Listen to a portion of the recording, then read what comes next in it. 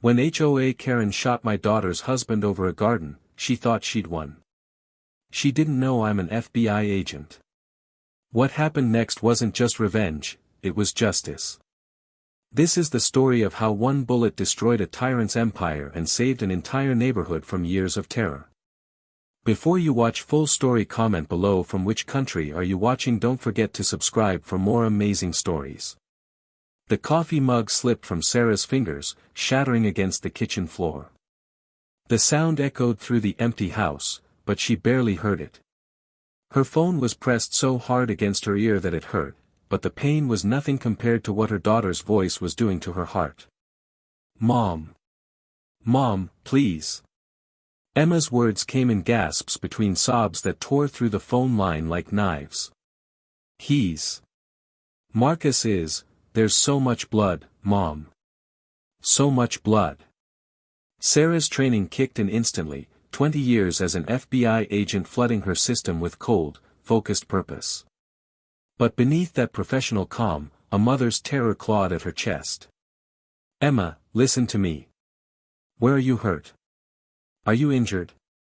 Sarah's voice was steady, but her hands shook as she grabbed her keys. I'm not.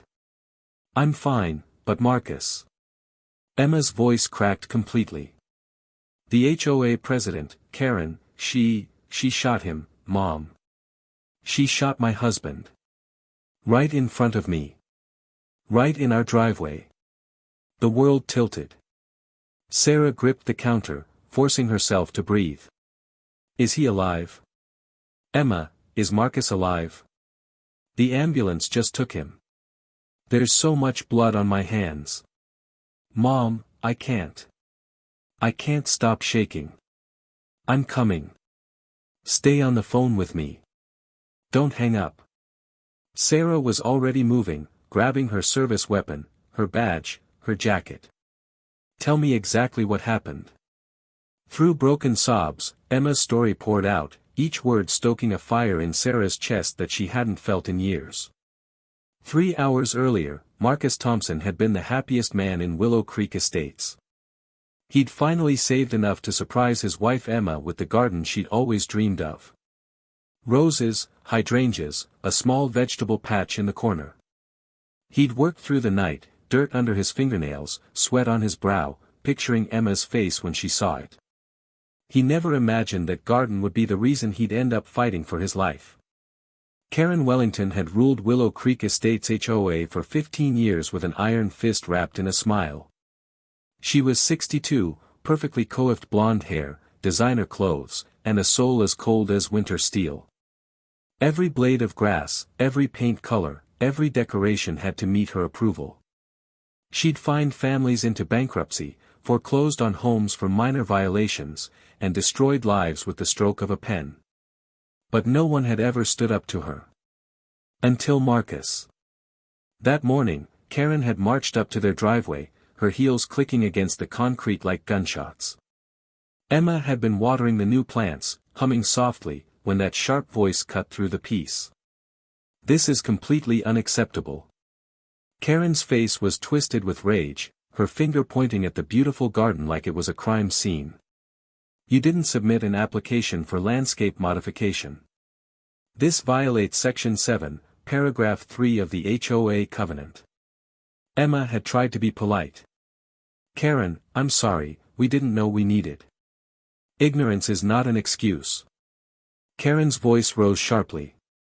This will be removed immediately, or you'll face a $500 daily fine, starting right now. Marcus had emerged from the house, still in his work clothes from his night shift at the hospital. He was an ER nurse, a man who spent his days saving lives, who'd never raised his voice in anger. But seeing his wife's face pale with stress, seeing Karen's cruelty, something shifted in him. Mrs. Wellington, we'll submit the paperwork today, Marcus said calmly, stepping beside his wife. But the garden stays. We've done nothing wrong. Karen's eyes narrowed. Excuse me. You heard me. The garden stays. Marcus's voice was quiet but firm. We're not removing it. For 15 years, no one had said no to Karen Wellington. Her face flushed deep red, her hands clenched into fists. "You have no idea who you're dealing with," she hissed. "I will make your life a living hell. I will fine you into the ground. I will take your house. Then we'll see you in court," Marcus replied, his arm around Emma's shoulders. Karen's mouth opened and closed like a fish gasping for air. Then she spun on her heel and marched away, her spine rigid with fury.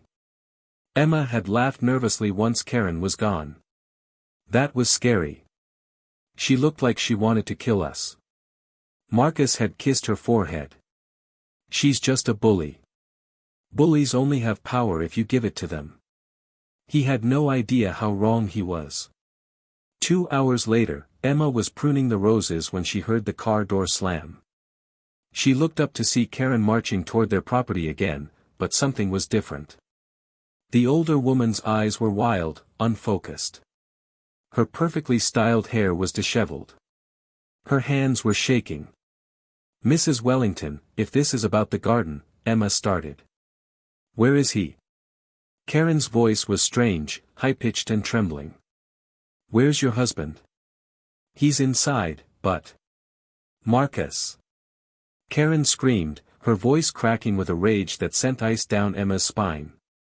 "Get out here!" Emma stepped back, her heart beginning to race.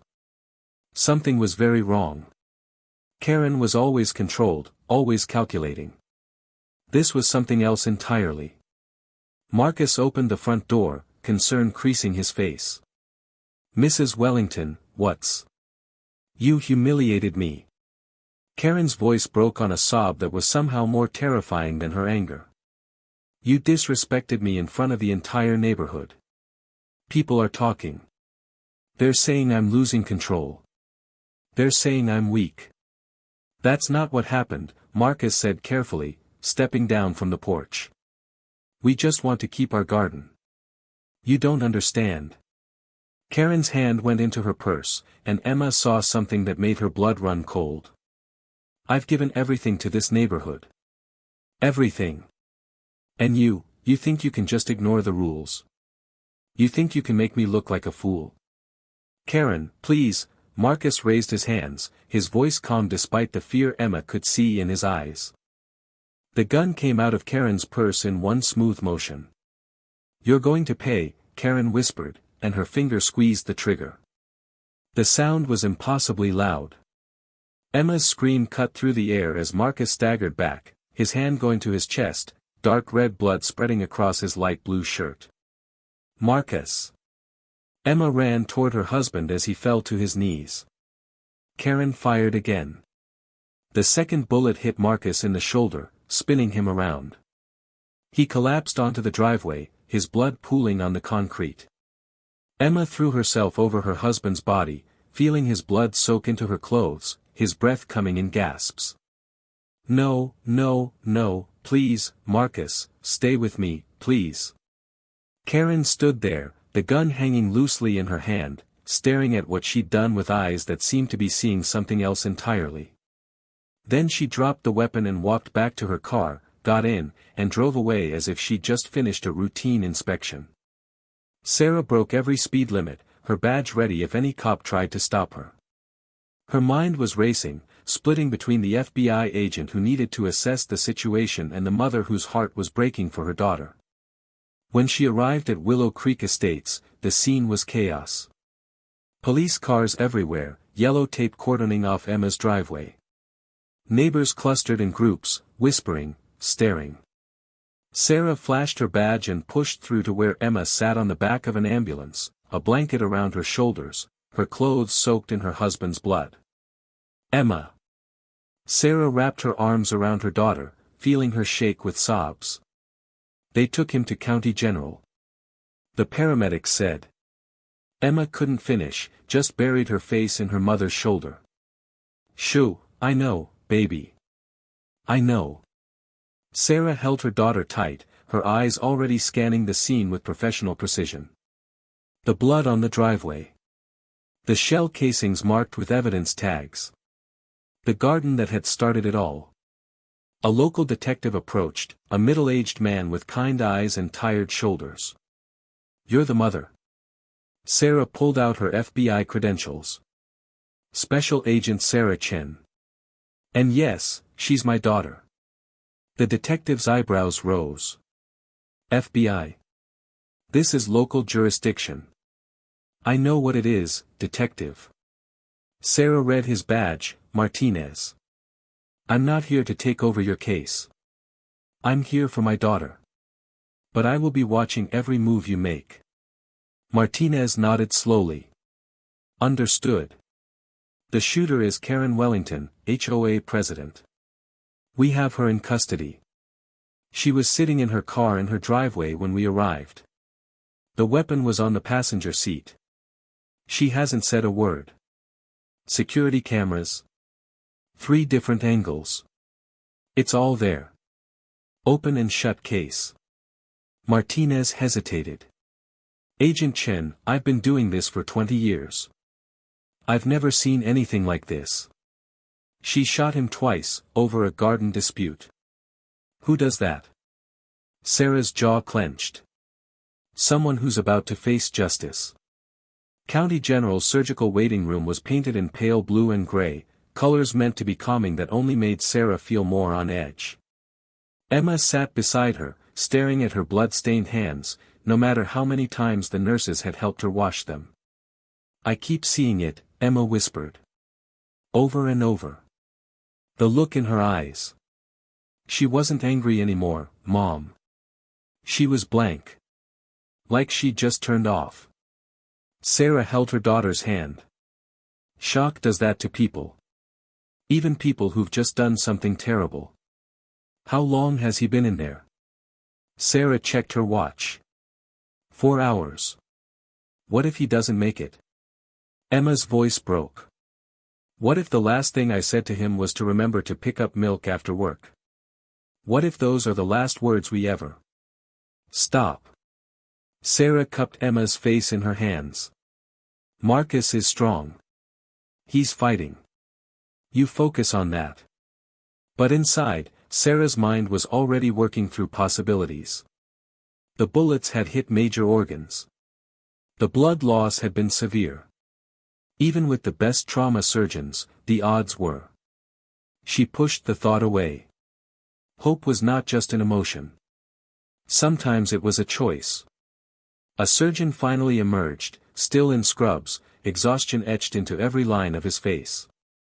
Family of Marcus Thompson. Emma shot to her feet. Is he alive? Please tell me he's alive. The surgeon's expression was carefully neutral. He's alive. But critical. One bullet collapsed his lung and nicked his pulmonary artery. The other shattered his clavicle and came very close to his brachial plexus. We've stopped the bleeding and repaired what we could, but the next 48 hours are crucial. He's in the ICU now. He's sedated, on a ventilator. Only immediate family can see him, and only for a few minutes at a time. Emma's knees buckled, and Sarah caught her. Can I see him?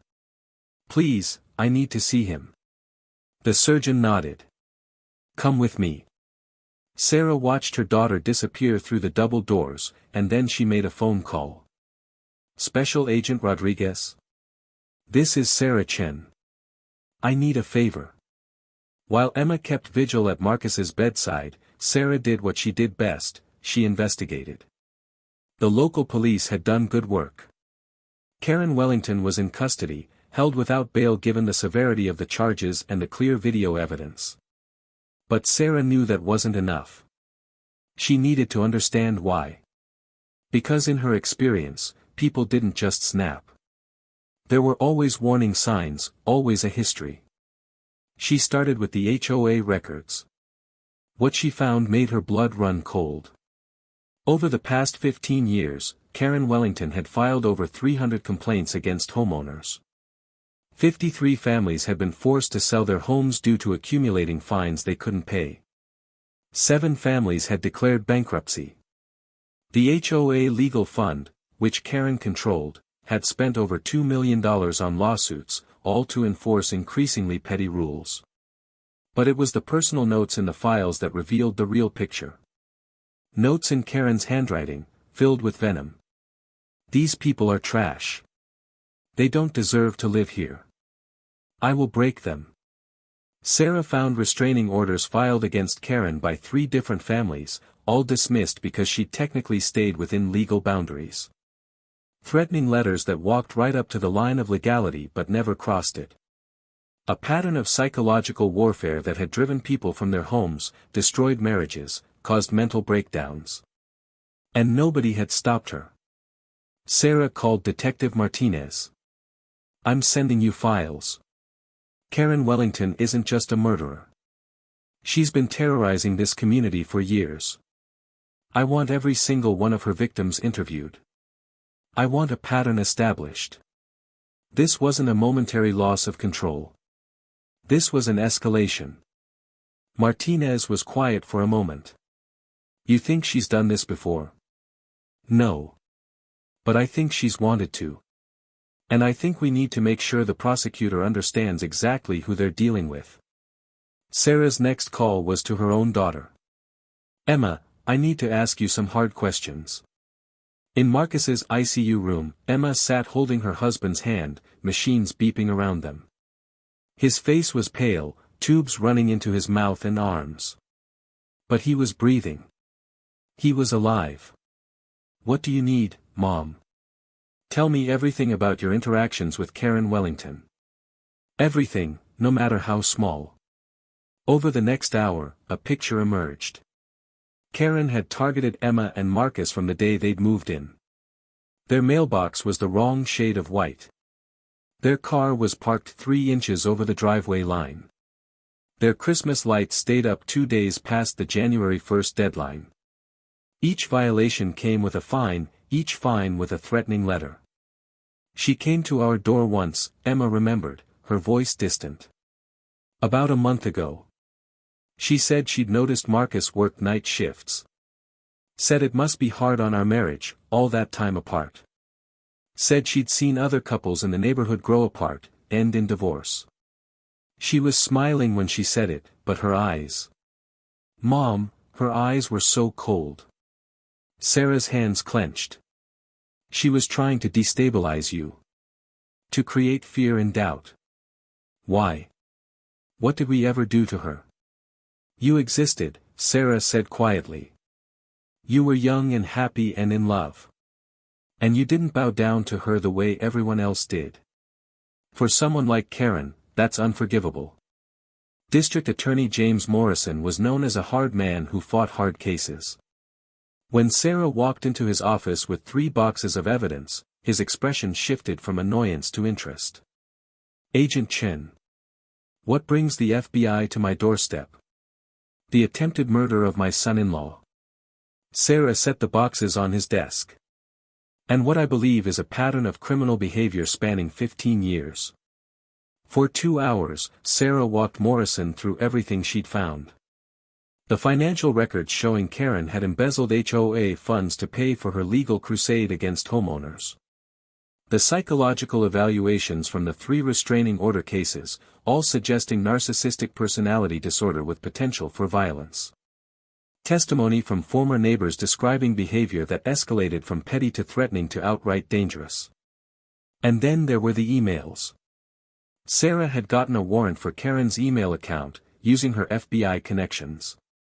What she found was chilling: hundreds of messages to other HOA presidents across the country, part of a network of people who saw themselves as warriors against disorder and disrespect. Messages that grew increasingly unhinged, fantasizing about what they'd do to residents who defied them. She wrote this 2 weeks ago, Sarah said, pulling up an email on Morrison's computer. Quote, one day someone is going to push me too far, and they're going to learn that I'm not someone to be trifled with. I have rights too. I have the right to defend my authority by any means necessary. Unquote. Morrison leaned back in his chair. This is premeditation. She wasn't snapping in the moment. She'd been thinking about violence as a solution for weeks, maybe longer. Exactly. I want this charged as attempted first-degree murder, not second-degree. I want assault with a deadly weapon. I want everything you can throw at her so that she never walks free again. Morrison met Sarah's eyes. You know I can't let personal feelings influence. This isn't personal, Sarah interrupted. This is justice. That woman terrorized dozens of families, embezzled money, and shot an innocent man twice in his own driveway in front of his wife. My daughter, yes. But if it had been anyone else, I'd feel the same way. That's not personal, Mr. Morrison. That's being human. Morrison nodded slowly. I'll do everything by the book. But I promise you, Agent Chen, Karen Wellington is going to face every consequence the law allows. Karen Wellington sat in the county jail's psychiatric evaluation room, her designer clothes replaced with an orange jumpsuit. Her hair, always so carefully styled, hung limp around her face. But her eyes still held that cold calculation. The court-appointed psychiatrist, Dr. Helen Okoye, watched her carefully. Mrs. Wellington, can you tell me what you were feeling when you shot Marcus Thompson? I don't have to talk to you, Karen said flatly. No, you don't. But it might help your case if I understand your state of mind. Karen was silent for a long moment. Then, unexpectedly, she began to talk. Do you know what it's like to build something perfect? To take a neighborhood that was falling apart and turn it into something beautiful? Something organized? I did that. I spent 15 years creating order out of chaos. Her voice was rising, taking on a fevered quality. And these people, these ungrateful people, they fought me at every turn. Painting their houses the wrong colors. Leaving trash cans out past collection day. Letting their lawns die. And Marcus Thompson? Dr. Okoye prompted gently. Karen's face twisted. He thought he could challenge me. He thought he could just plant whatever he wanted without approval. He looked at me with such contempt. Like I was nothing.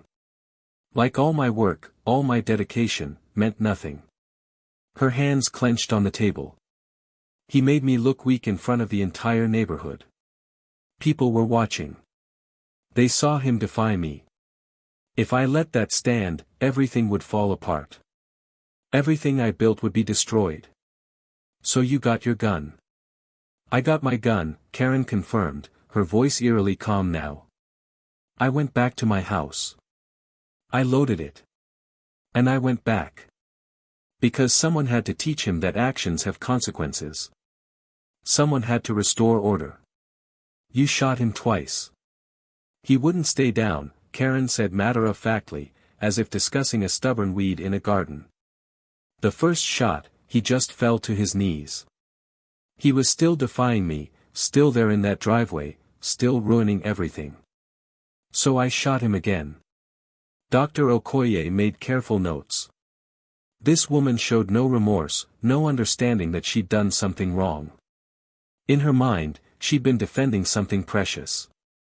In reality, she'd revealed herself as someone who saw other human beings as obstacles to be removed. The evaluation would show exactly what Sarah suspected. Karen Wellington was dangerous, unrepentant, and if released, would do it again. On the third day, Marcus opened his eyes. Emma was dozing in the chair beside his bed, her head resting on the edge of his mattress, when she felt his fingers twitch in hers. Her eyes snapped open. Marcus? Her voice was barely a whisper. His eyes moved slowly, adjusting to the light. When they found hers, she saw confusion, pain, and then recognition. His lips moved around the breathing tube, trying to speak. Don't, Emma said quickly, tears streaming down her face. Don't try to talk. You're okay. You're going to be okay. The doctors said you're going to make it. The door opened and Sarah entered, carrying coffee. When she saw Marcus's open eyes, her stern expression cracked into something close to joy. Welcome back. Over the next few hours, as doctors removed the breathing tube and assessed his condition, Marcus slowly pieced together what had happened. The shooting. The surgery. The 3 days. He'd been under. When Emma told him about her mother's investigation, about Karen sitting in jail, about the charges that would keep her locked away, something shifted in his expression. "The garden," he whispered, his voice hoarse. "Is it still there?" Emma laughed through her tears. "Yes, you stubborn man. The garden is still there. And it's beautiful." "Good." Marcus closed his eyes, exhaustion pulling at him. "Don't let her win. Don't let her take that from us." Sarah stepped forward. "She already lost, Marcus. She just doesn't know it yet." 3 months later, Karen Wellington stood before a judge and jury. The prosecution's case was devastating. Security camera footage showed the shooting from 3 angles. There was no question of what happened. Karen's own emails and therapy notes proved premeditation. Dr. Okoye's evaluation revealed a woman who saw nothing wrong with what she'd done. And then there were the victims. 42 former residents of Willow Creek Estates came forward to testify about Karen's reign of terror. They told stories of harassment, intimidation, financial ruin. They showed the court what systematic abuse looked like when wrapped in the guise of community standards. Marcus testified from a wheelchair, his shoulder still healing. He spoke quietly about the morning of the shooting, about trying to build something beautiful for his wife, about facing down the barrel of a gun over roses and tomatoes. But it was Emma's testimony that broke the courtroom. "I watched my husband get shot twice," she said, her voice steady but her hands shaking. "I threw myself over his body and felt his blood soak into my clothes. I thought I was watching him die. And you know what haunts me most? The look on Karen Wellington's face. She wasn't angry anymore. She wasn't upset. She was satisfied. Like she'd finally solved a problem that had been bothering her." Emma looked directly at Karen. "You didn't just try to kill my husband. You tried to kill our future. Our children we haven't had yet. Our dreams of growing old together. You tried to erase us because we didn't follow your rules. Because we dared to be happy in our own home." Karen sat at the defense table, her face impassive. Her lawyer had tried to argue diminished capacity, a psychological break brought on by stress. But the evidence was too clear. Karen had planned this. She'd armed herself. She'd made a choice. The jury deliberated for less than 3 hours. Guilty of attempted first-degree murder. Guilty of assault with a deadly weapon. Guilty of embezzlement. Guilty on all counts. The judge sentenced her to 45 years in prison without possibility of parole for 30. At 62 years old, Karen Wellington would die behind bars. As the bailiffs led her away, Karen finally looked back at Emma and Marcus. Her face was still cold, still calculating. She showed no remorse, no regret. And in that moment, Sarah understood that some people were so consumed by their need for control that they'd destroy anything that challenged it, even their own lives. 6 months after the shooting, Marcus stood in his garden with Emma, watching the roses bloom. His shoulder still ached when it rained, and he'd never regained full range of motion. But he was alive. He was here. Sarah visited often, taking a few weeks of leave she'd never used. She'd watch her daughter and son-in-law working in their garden, and she'd think about justice. Real justice wasn't just about punishing the guilty. It was about healing the wounded. About communities coming together. About refusing to let fear win. Willow Creek Estates had dissolved its HOA.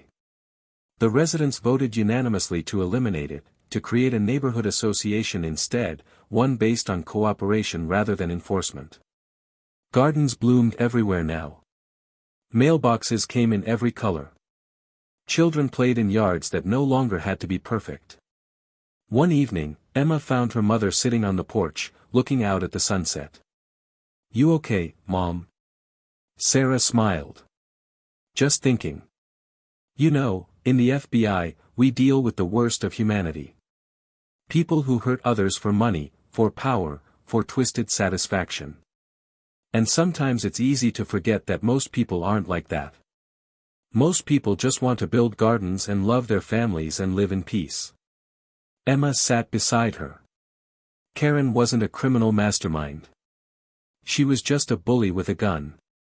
Bullies are the most dangerous criminals, Sarah said quietly. Because they convince themselves they're the victims. They wrap their cruelty in righteousness. And if nobody stops them, they escalate until. She trailed off, gesturing at the house, the garden, the life that had almost been destroyed. But you stopped her. We stopped her, Sarah corrected. You and Marcus, by refusing to back down. The neighbors who finally spoke up. Detective Martinez and D.A. Morrison who built an ironclad case. That's how bullies get stopped, when good people decide they've had enough. Marcus joined them on the porch, moving slowly but steadily. He'd returned to work part-time at the hospital. Every day he helped save lives, and every night he came home to his wife and his garden and his mother-in-law who'd become his fiercest protector. I planted something new today, he said, settling into a chair with a soft grunt. A cherry tree, right in the center of the garden. A cherry tree? Emma raised an eyebrow. It'll take years to grow. Decades, maybe, before it really flourishes. Marcus smiled. But that's the point. We're building something that lasts. Something that says we're not going anywhere. This is our home. This is our life. And nobody can take that away from us. Sarah felt tears prick her eyes. This was justice too. Not just the trial, not just the conviction. This, the cherry tree, the laughter, the future stretching out ahead of them. This was what she'd been fighting for all along. A year after her conviction, Karen Wellington sent a letter to the local newspaper. It was rambling, defiant, still insisting she'd been right to enforce the standards of Willow Creek Estates.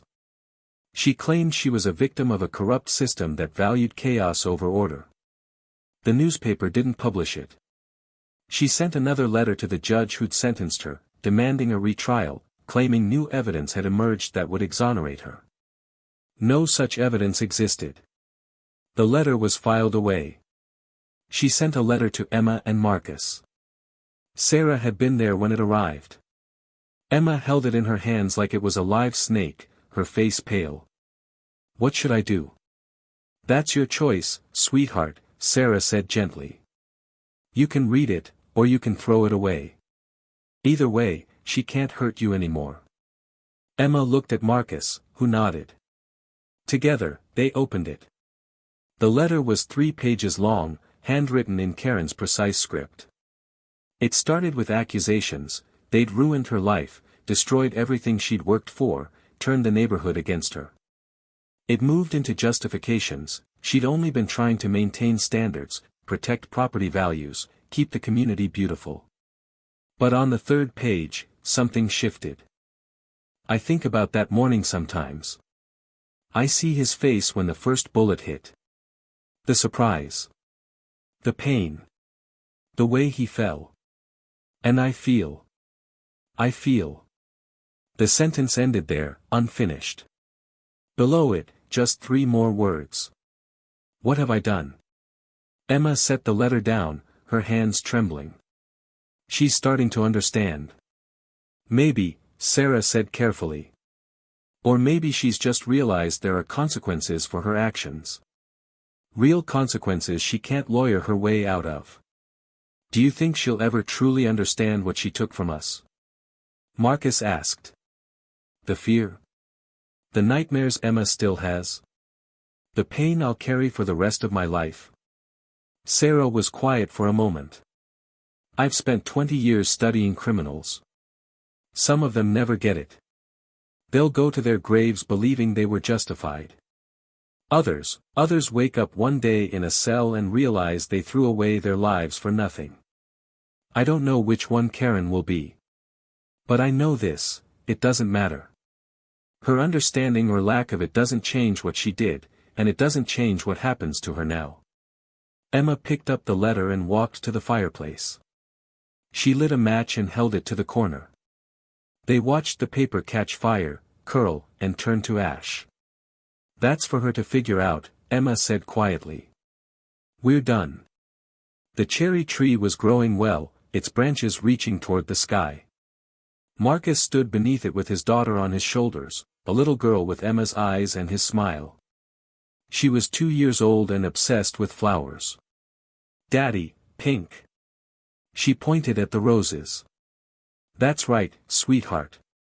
Pink roses. Can you say roses? Yes. Emma took a photo with her phone, laughing. Her pregnancy with their son was showing now, 5 months along. They'd been terrified at first, worried about bringing children into a world where someone could try to kill you over a garden. But Sarah had reminded them that hiding from life was letting Karen win, even from her prison cell. Sarah herself was there, playing with her granddaughter, her FBI credentials temporarily forgotten in favor of being grandma. She'd taken early retirement to spend more time with family. 20 years of chasing monsters was enough. Now she wanted to celebrate the good things. The normal things. The beautiful things. Detective Martinez stopped by sometimes, having become a family friend. He'd been promoted to lieutenant partly due to his work on the Wellington case, which had exposed corruption in several HOA organizations across the state. New laws had been passed, limiting HOA powers, creating oversight committees, protecting homeowners from predatory practices. One evening, as the sun set over Willow Creek Estates, no longer ruled by fear but by community, the family gathered in the garden. The cherry tree swayed in the breeze. The roses bloomed in defiant color. Children's laughter echoed from neighboring yards. Marcus looked at his wife, his daughter, his mother-in-law, his growing family, and he thought about that morning 3 years ago. The gun. The blood. The pain. The fear that he'd never see another sunrise. But he had. He'd seen 1,000 sunrises since then. And he'd see 1,000 more. What are you thinking? Emma asked, seeing the faraway look in his eyes. That she tried to destroy us, Marcus said quietly. She tried to take everything. But look at us now. We're still here. We're stronger. We've built something beautiful, not just in this garden, but in our life. And that's the real revenge, isn't it? Not her suffering in prison, but our thriving out here. Sarah raised her glass of lemonade. To gardens. To families. To justice. And to never letting the bullies win. They clinked glasses as the cherry tree's leaves rustled overhead, and somewhere far away, in a prison cell, Karen Wellington stared at concrete walls and wondered how enforcing rules about mailbox colors had led her to lose everything that mattered. But here, in this garden, under this tree, surrounded by love and laughter and life, the Thompson family had already found their answer. Love was stronger than hate. Community was stronger than control. And hope, real hope built on the foundation of justice, could survive anything. Even bullets.